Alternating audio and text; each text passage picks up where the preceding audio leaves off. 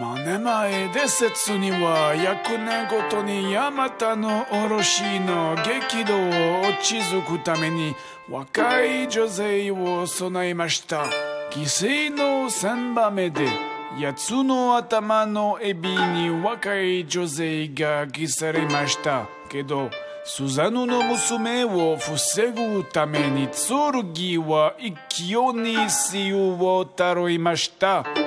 下死で理由はお父さんの娘を呪っていつか娘の魂を盗むと誓っています。今日のエピソードは物語と関係がない。好きだよ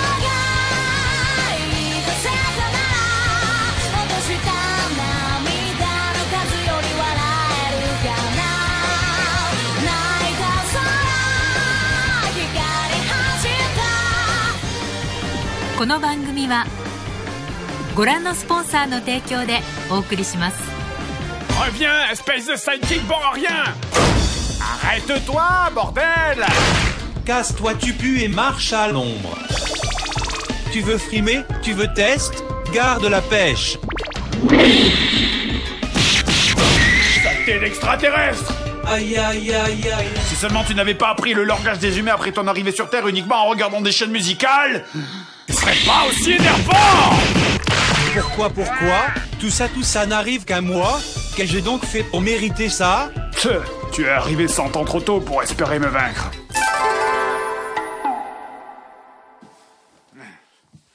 Salut tout le monde, nouvel épisode et ce coup-ci, on va se pencher sur le Japon. Le pays du soleil levant, berceau du shintoïsme, ce pays historique que tout le monde connaît essentiellement pour son histoire millénaire, pour ses temples, ses jardins zen et sa culture des traditions qui sont... À qui je vais faire croire ça? On s'en fout de tout ça! Manga!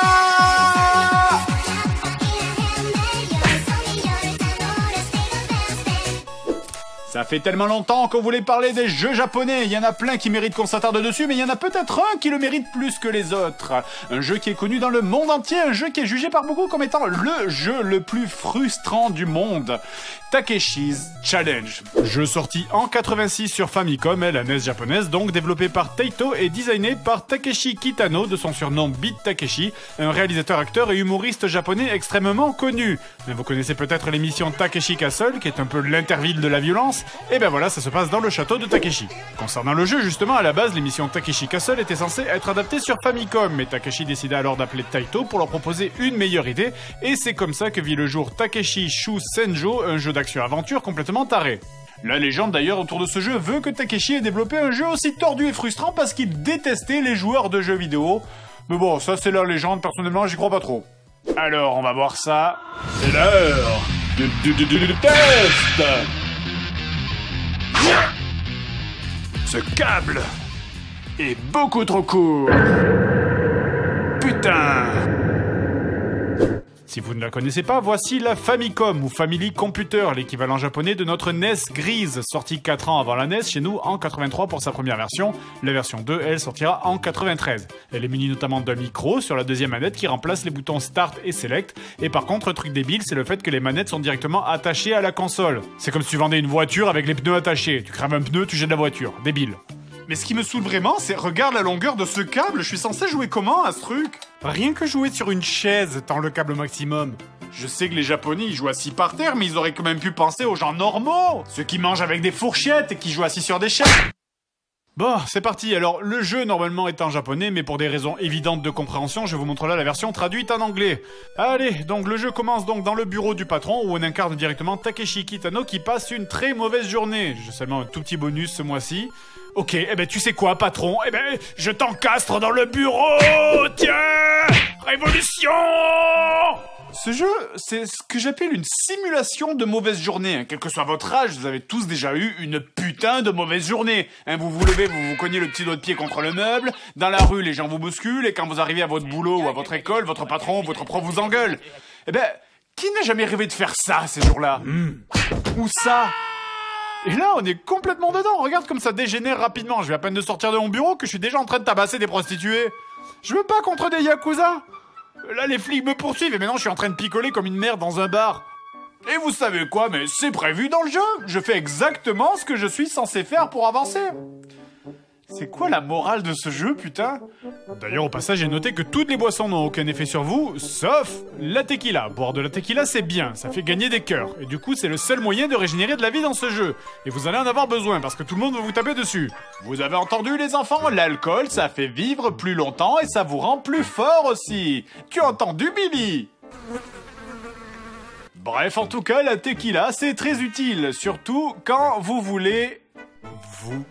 battre contre votre femme? Mais qu'est-ce que c'est que ce jeu, putain? Surtout que, notez le truc, avant de rentrer chez vous, il faut avoir les cœurs au maximum, vu qu'elle vous tape dessus, et donc il faut être bien chargé en tequila. Tout va bien dans mon couple. Otosan itamidome. Kisama, kashira ni shome. Taoluga arimasen.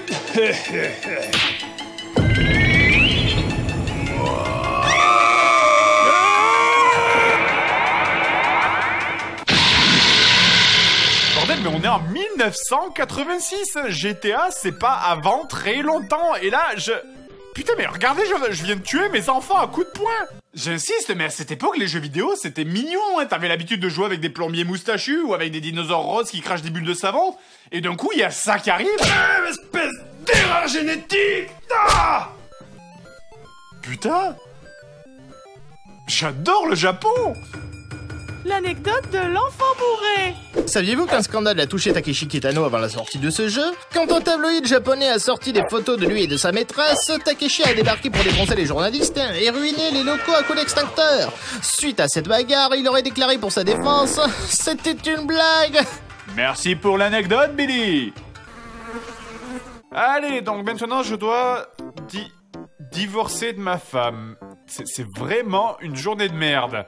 Mais avant ça, je dois surtout ne pas récupérer l'argent de mon patron que j'obtiens en démissionnant. Parce que oui, non seulement je divorce, mais en plus je démissionne. C'est le craquage total. Et donc le but, c'est de divorcer en étant le plus pauvre possible, parce que ma femme va me prendre 75% de mon argent en divorçant. J'aurais pu choisir, vous me direz, de la taper plutôt que de la payer. Mais si je fais ça, elle m'enferme dans la maison et me tue. Les relations de couple, hein, c'est compliqué.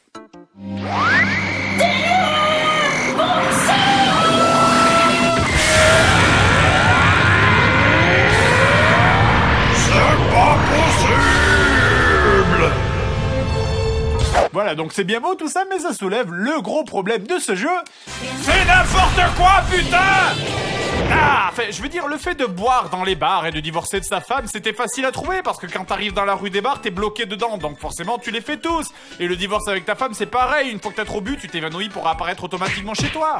Mais après ça, tu es intégralement largué sans explication dans un jeu qui n'a aucune putain de logique. Et là où c'est encore plus vicieux, c'est que tu n'as pas réellement de game over comme dans Alex Kidd in High Tech World, là, qui est le seul autre exemple de jeu comme ça que je connais. Par contre, tu peux avoir des genres de game over passifs où tu te retrouves dans des situations où tu n'as plus assez d'argent pour aller jusqu'au bout du jeu, mais que tu ne le sais pas. Tenez, si j'avais divorcé de ma femme en ayant plein de pognon, c'était mort, elle m'aurait tout pris et j'aurais plus assez d'argent pour finir le jeu. Mais ça, je l'aurais pas su, j'aurais juste continué à jouer comme un con sans savoir que j'avais déjà perdu. Et des possibilités de perdre, tu n'as que ça dans ce jeu. Je veux dire, tu n'as qu'une seule suite de choix à faire qui t'emmène jusqu'à la fin du jeu, mais des possibilités de perdre, t'en as des milliers. C'est complètement débile comme concept. Putain, j'ai genre zéro indice sur où commencer. Je veux dire, je dois faire quoi là maintenant que je suis célibataire et sans emploi? Je continue à boire, j'apprends l'espagnol, je me fais une teinture peut-être, ou je prends l'avion. J'ai essayé de prendre l'avion, ils se finissent tous comme ça. Bon, bah visiblement donc prendre l'avion c'est trop dangereux, alors je sais pas, je vais plutôt maîtriser le breakdance, ou acheter du porno, ou acheter un deltaplane, sérieux mais bordel de merde! Dis-moi ce que je dois faire là, tu n'as aucun sens, en plus j'ai plus de femme, j'ai plus de thunes, j'ai plus de travail. T'as plus rien à perdre, alors suce ton La or. ferme Pépito, tu m'aides pas. Ok. Allez, tu sais quoi, maintenant que je suis bien bourré, célibataire et violent, je vais aller dépenser ma prime de licenciement dans des jeux d'argent, voilà. Hein, de toute façon, je peux pas être plus perdu que ça, alors, hein. Boule. Il n'y en a pas une qui rentre, il n'y en a pas une seule qui va dedans. Ce jeu du diable, là, est tellement en train de me troll. Est-ce que je rêve ou ce jeu vient de m'insulter? Est-ce que t'es en train de m'insulter, espèce de petit con?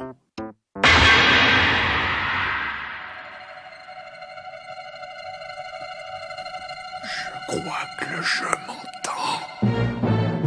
Effectivement, Grenier avait juste, car ce qu'il avait oublié, c'est que la Famicom était dotée d'un micro sur la deuxième manette. Micro qui n'est utilisé que dans certains jeux, dont l'exemple le plus célèbre est Zelda 1, où certains monstres dans la version japonaise pouvaient être tués en hurlant sur la manette. Que va faire Grenier? Va-t-il s'en sortir? Vous le saurez au prochain épisode.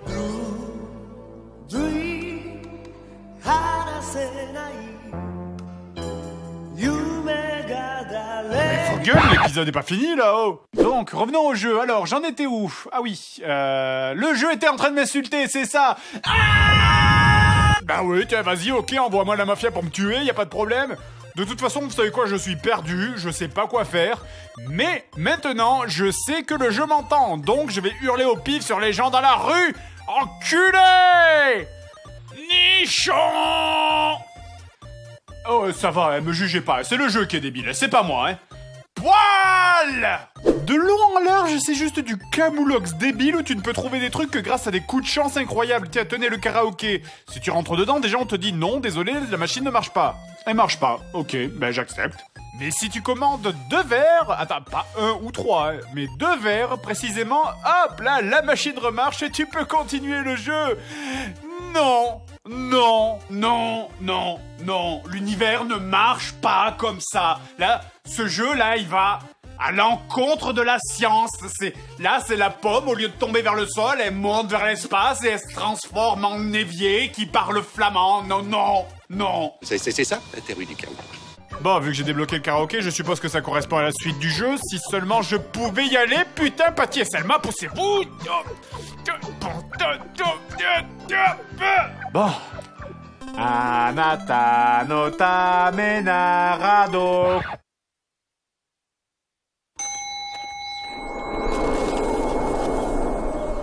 T'en foutrais, moi, des atoues shit, attends un peu. Anata no tame narado koma. Ah, mais putain. Anata no tame nara. Dokoma demo. Ok, ta gueule. Mais pourquoi ça marche pas? Je chante exactement ce qui a marqué. Anata no tame narado va te faire enculer, putain. Bon, ok, tu sais quoi, là, le jeu, tu me fais chier. Putain, je vous jure, quoi que je fasse, ça marche pas. Alors, ben, tu sais quoi, ben, va te faire foutre, là, tu m'entends? C'est Vietnam, bah, bah, bah. Du rock des femmes et d'un des noms de Dieu. 99 Luftballons, ihrem Weg zum Horizont zu Ton rôle de capot. I came in like a wrecking ball. Laisse tomber, je m'en occupe. Anata no tame narado koma demo. Cet épisode est extrêmement bizarre. Mais bon, au moins ça marche, mais Takeshi visiblement s'est dit que c'était pas assez drôle de se ridiculiser une seule fois. Il faut chanter cette chanson 3 fois. Seb. Oh, oh, hey, c'est la fin de l'épisode? C'est un peu brutal, non, quand même?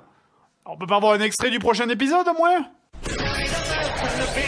Eh, ça c'est sympa, ça. Quoi d'autre? Ça fait 1 heure que je suis comme ça, merde. Ouais, ça je l'ai déjà vu, mais c'est bien aussi.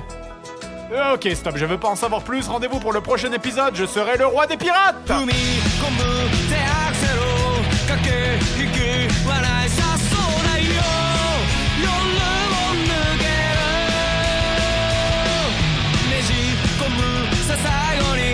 Shine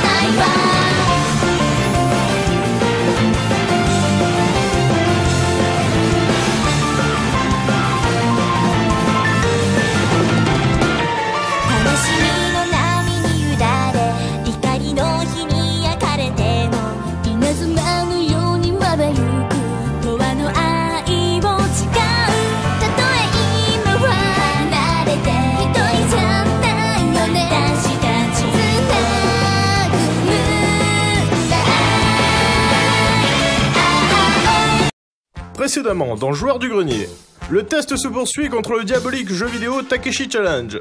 Pendant ce temps-là, Pépito le poulpe de l'espace réserve un billet malin pour Walibi sur le bon coin. Mais Joueur du Grenier est soudainement insulté par le jeu qui a l'air de pouvoir entendre sa voix. Heureusement, Sébastien le technicien intervient et permet à Joueur du Grenier de poursuivre sa mission. Courage, Joueur du Grenier, toi aussi tu iras à Walibi.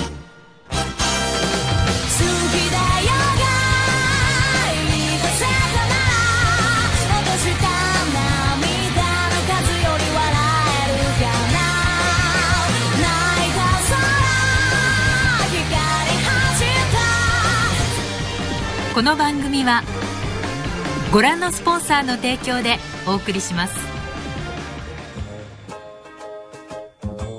Vous savez, ça m'étonne pas que ce jeu soit pas sorti en Occident en fait, parce que nous, pendant que Nintendo of America nous censurait les jeux à la chaîne, hein, et les nôtres aussi du coup, ben, parce que nous, les jeux en Europe, ils passaient par la case États-Unis d'abord.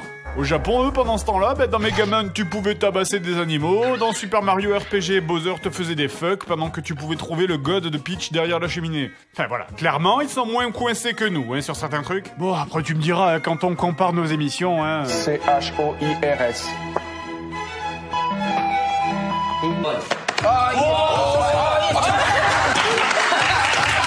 Les différences culturelles, tout ça, je sais que vous l'attendez. Japon! Bref, salut tout le monde, alors on en était resté où au dernier épisode? Merde. Hein? Ah oui, voilà, c'était débile. Bref, donc après avoir poussé la chansonnette 3 putains de fois... Et d'ailleurs, je détaille même pas toute la débilité de ce passage au karaoké. Vous avez une méga liste de chansons, et sur cette méga liste de chansons, il y en a que une qu'il faut prendre. Sauf que celle qu'il faut prendre, mais tu la connais pas. Et du coup, ça donne ça. Je peux prendre celle-là? Non. Je peux prendre celle-là? Non. Je peux prendre celle-là? Non. Je peux prendre celle-là? Non. Bref, après que l'hôtesse de bar ait appelé des yakuza pour me tuer, il y a des yakuza partout dans ce jeu, même dans les boulangeries, c'est ouf.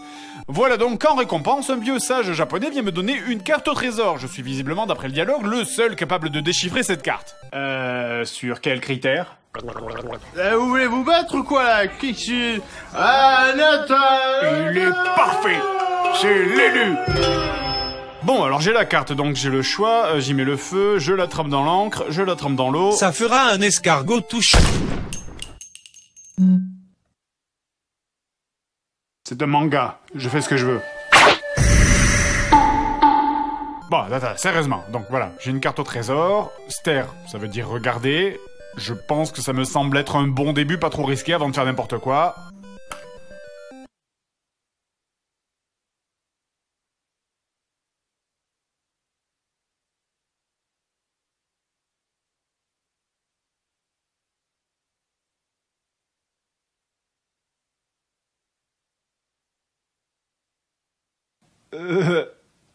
Attends, est-ce que je suis en train de rêver, là?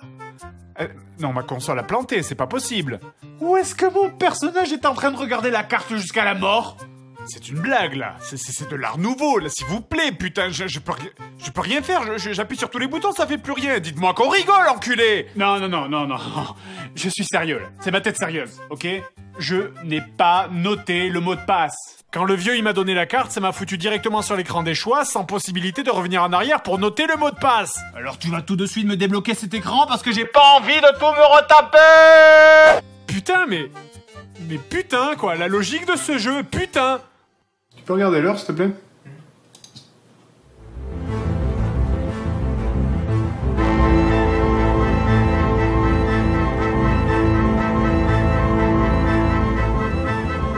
C'est n'importe quoi, on croirait un gag que tu verrais dans un épisode de Bob l'éponge. Je veux dire, mais stare, c'est regarder ou c'est fixer, enfin bref, c'est un choix normal, bordel de bite. Là, vous enregistrez que je vais devoir tout me retaper, la chanson, le divorce, les yakuza, la tequila, le... Putain, je veux pas. Je ne veux pas. Laissez-moi. Ils sont grâce au championnat. Arrête-toi. Arrêtez-le.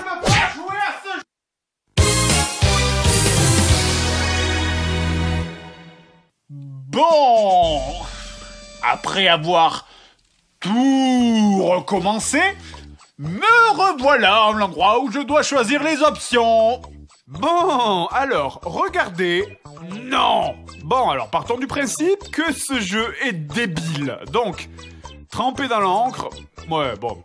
Y foutre le feu, oui, alors, y foutre le feu, c'est complètement con. Et ce jeu est complètement con. C'est la solution. C'est...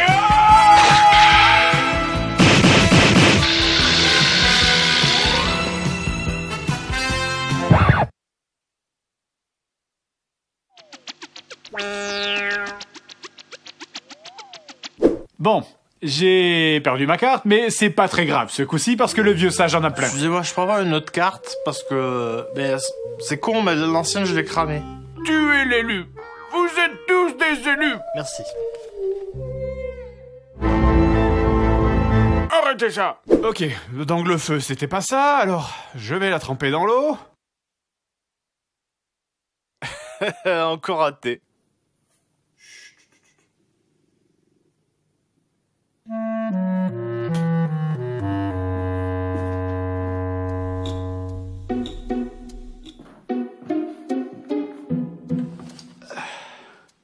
Maintenant, regarde mon intelligence. Bite. Putain, ça marche! C'est un truc de fou, mais comment tu savais qu'il fallait faire tout ça? Parce que pour la sortie de ce jeu, Takeshi Kitano avait publié 2 publicités. Ces 2 pubs contenaient des indices. La première pour passer le passage du karaoké, et la seconde te donnait l'indice comme quoi il fallait hurler sur la manette pour faire apparaître la carte. La durée de 5 à 10 minutes représente, elle, la durée standard de séchage d'un papier mouillé exposé au soleil. Et pour dire Beat dans le micro, tu as dit ça parce que le nom de scène de Takeshi Kitano, c'est Beat? Beat Takeshi? Oui. T'es allé sur internet, hein? C'est pour ça que tu t'es levé et que t'es parti? Oui. Bref, en route pour le Pacifique Sud. Donc, après un court passage sur une île pour acheter un flingue pour mieux tuer les indigènes en costume de colon, on arrive à un autre stade du jeu. Jusque-là, on avait juste la partie débile. Maintenant, c'est la partie vraiment relou.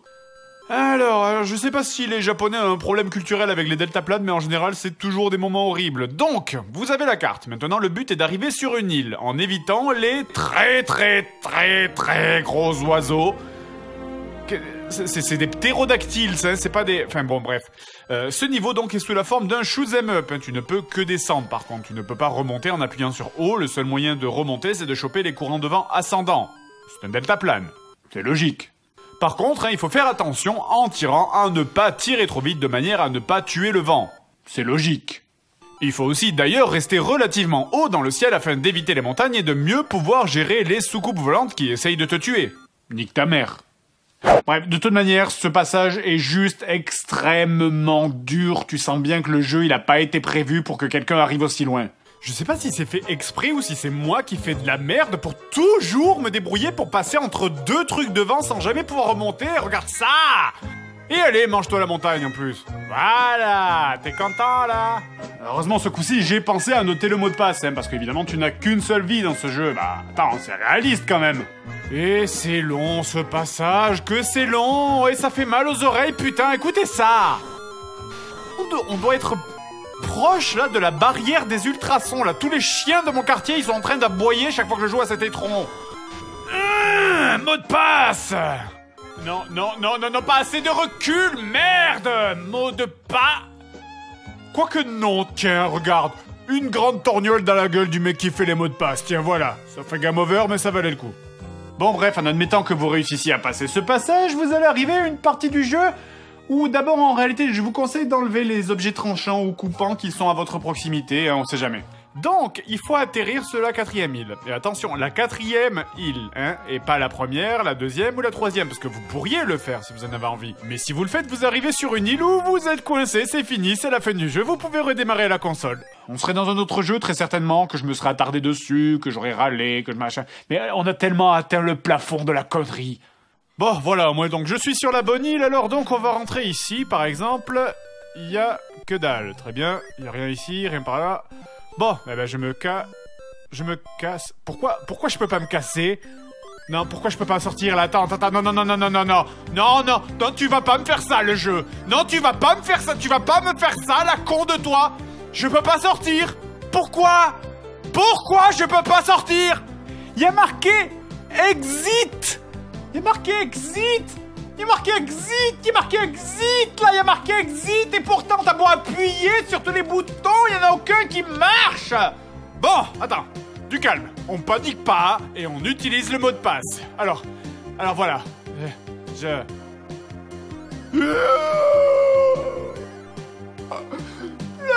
mot de passe. Il me fait le mot de passe. Il me fait recommencer à l'intérieur du bâtiment où je suis coincé. C'est fini, là, je suis définitivement coincé alors que j'ai rien fait d'autre que de rentrer dans une maison qui ressemble à toutes les autres maisons en merde. Putain, mais c'est quoi le message derrière ça, là? Ça veut dire quoi? Ça veut dire qu'il faut pas rentrer chez les gens comme ça sans prévenir? Regardez, ils auraient pu te tuer, ils auraient pu te laisser un message du genre « Ah ah ah, vous êtes enfermé ici à jamais, vous avez plus qu'à éteindre la console. » Mais non! Non, ils te laissent en vie. Ils te laissent en vie et ils t'ont mis un bon gros panneau exit et une bonne grosse putain de fenêtre qui fait 3 fois la taille de ton perso, juste histoire de te laisser un minuscule espoir de sortir. Regarde ça, ta mère, là, tu la vois, la fenêtre ouverte, là, avec le ciel bleu le plus bleu que t'as jamais vu? Tu le sens, là, le courant d'air de la liberté qui caresse ta joue alors que t'es enfermé comme un débile? Putain de merde, c'est comme poser un Big Mac devant un mec qui a pas de bras. C'est clairement une forme de torture mentale, là. C'est qui a développé ce jeu? C'est des agents de la CIA? C'est pas possible, quoi. Ce jeu, il devait être vendu en grande surface, au rayon pharmacie, à côté des médicaments contre la chiasse. Mais j'en peux plus, je meurs. Laissez-moi crever, quoi, ce jeu. Il m'a tellement fait boire mes larmes que j'en pisse des blocs de sel. Ah, ce jeu. Il m'a battu.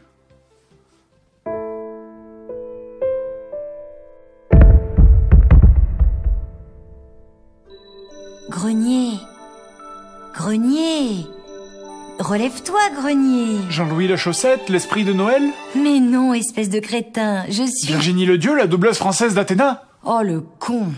Je suis la déesse Athéna. Relève-toi, chevalier. Tu as plein d'amis qui comptent sur toi.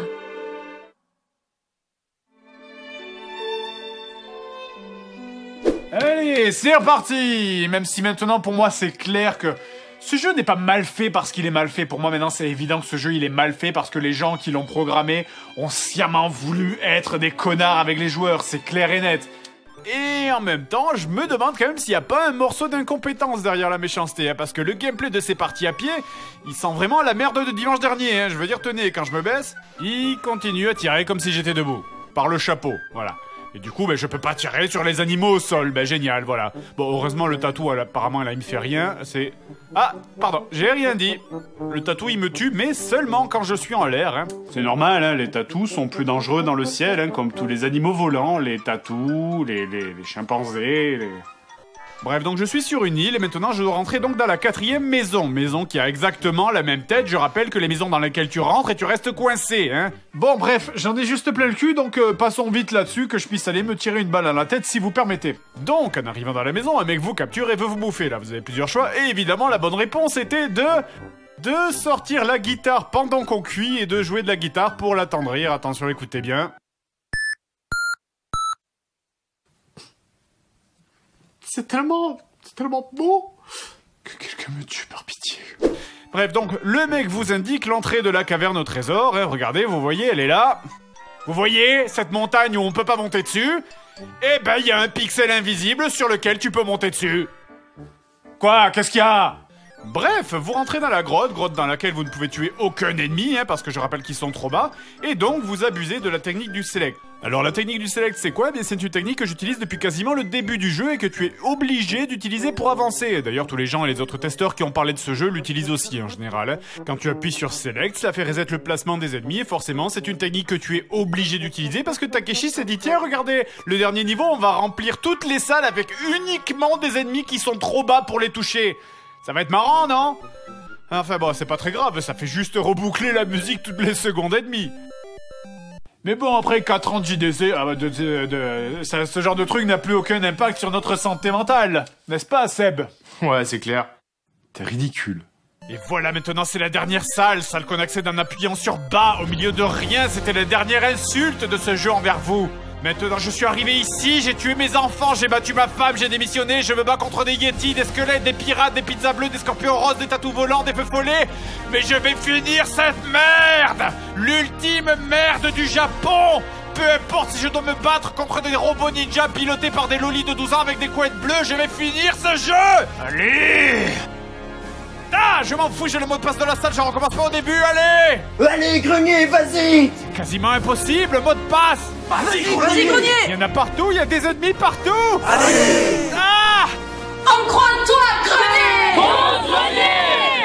Allez, vas-y!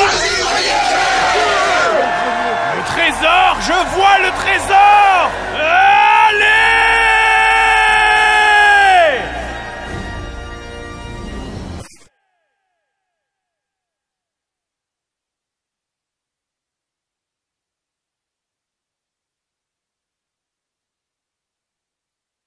Allez!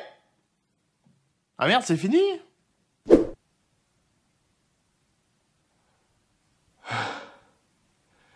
Vous savez, avant de commencer ce jeu, j'avais entendu une légende comme quoi Takeshi Kitano, le designer de ce jeu, détestait les jeux vidéo. Mais non, c'est vrai, il détestait vraiment les jeux vidéo, c'est pas une légende. Et en soi, finalement, ça explique tout. Ce jeu n'est pas horriblement énervant, ce jeu a été conçu pour être horriblement énervant. Il y en a eu d'autres depuis, surtout depuis l'arrivée du net, I Wanna Be The Guy, Cat Mario. Mais lui, c'est vraiment le premier jeu qui a été créé pour se foutre de la gueule des joueurs.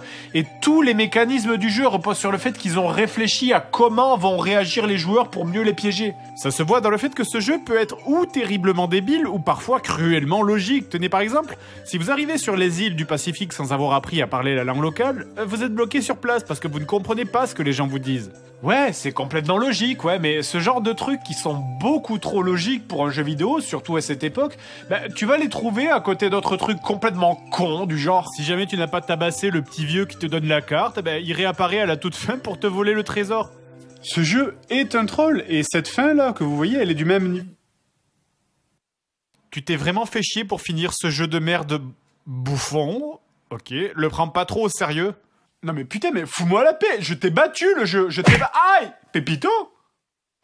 Ça n'est pas possible, tu ne pouvais pas te contenter de mourir. Mais Pépito? Il n'y a pas de Pépito. Mon vrai nom est Granolax. Ah là là là là, au secours. En même temps, dans les mangas, les fins, c'est souvent pas terrible, hein. C'est vrai. De toute façon, je préfère les comics. Salut, c'est Athéna. On m'a dit de conclure l'épisode, mais j'ai pas le texte. Alors c'est réalisé par ces trois-là. Merci Nico, au son, et Yannick pour le générique. J'aime bien ce générique. C'est blanc sur fond noir. C'est original. On dirait du Garamond. C'est du Garamond, non? J'aime bien la typo. Ah, c'est moi là, coucou. Ah, ça change. Oui, abonnez-vous à la chaîne. C'est bien le cosmos, c'est bon. Ah, c'est Nesblog. J'aime bien Rufio, moi.